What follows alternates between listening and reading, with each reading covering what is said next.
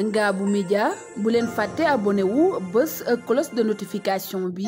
ngir dara bañ leen raw ci suñuy xibaar.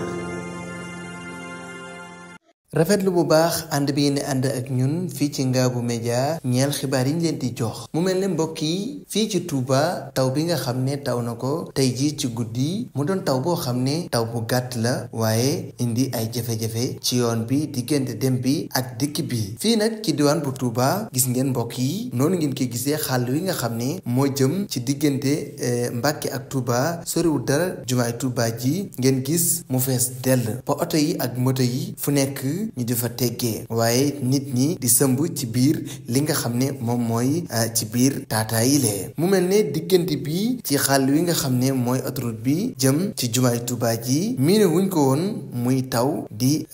taa waaye tey nag taw bi bari gum bari tax nañu nemmiku ne ndox mi bari na ba oto yi daf leen sax mujjee sonal ba dañuy mujjee di teggi mu doon lu doy war ak fii ñu dëgmal mbokk yi ci màggalu Touba gi mu doon ay jafe-jafe yu méttee métti waral ñu di ci woo autorités yi nga xam ne ñoo nekk diggante Touba ak Mbàkke ngir ñu taxaw ci nit nu mu gën a gaawee ngir ñi nga xam ne dañuy màggal si lii mbokk yi mel na ni bu fi fekkee màggalu Touba gi gan ñi danañ sonn lool kon mbokk yi nii ñu ko gisee doy na waar lool ci diggante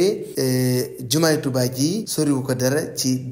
diggante bu gàtt ñu gis benn voie bi dafa fees bay wal jëm ci bi nga xam ne mooy beneen voie ba tax oto yi dem beeg dikk bi xaw a taggatémbe lool mu doon lu doy waar ñu mën cee bàyyi xel ci diggante bi nga xam ne mën nañ ne ci xolu Touba la nekk war nañu ci bàyyi xel ngir màggal gi ñu dëgmal ñu gis oto yi embouteillage bi dem beeg dikk bi jafe lool kon mbokk yi lii nag la leen Ngabou Média indiloon mu mel ni metti na lool chauffeur si waaye metti na ñi nga xam ne jege nañ li nga xam ne moom mooy tali bi ba tax ndox mi di verser fu nekk di ñëw ngir dem bi ak dikk bi doon loo xam ne jafe na waaye metti na fii nag diggante bi nga xam ne fii la amee mooy diggante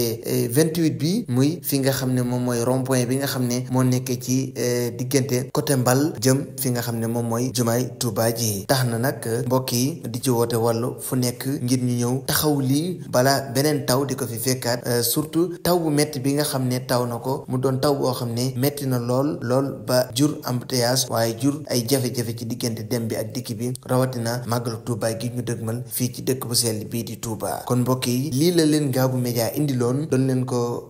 wan ngir ñu xam ne dëkk bu sell bii di Touba nii lay jànkontee ak jafe-jafe yi nga xam ne mooy jafe-jafe ndox saa yu nekk ci nawet bi dana leen ko gën a toppal ci ñi nga xam ne dañuy génn seeni kër wala ñi nga xam ne ndox mi day nangu seeni kër loolu lépp incha allah Ngabou Média dina ci àndandoo ak yéen ñi ngi leen di jox rendez-vous beneen yoon ci yeneen i jotaay wala yeneen i reportage jëm ci li nga xam ne moom mooy taw bu métti bi nga xam ne Touba daf koy jànkonteel bu tawee ci ay jafe-jafe yu métti jaa ngeen jëf. Ngabou Média bu leen fàtte abonné wu bés cloche de notification bi ngir dara bañ leen raw ci suñuy xibaar.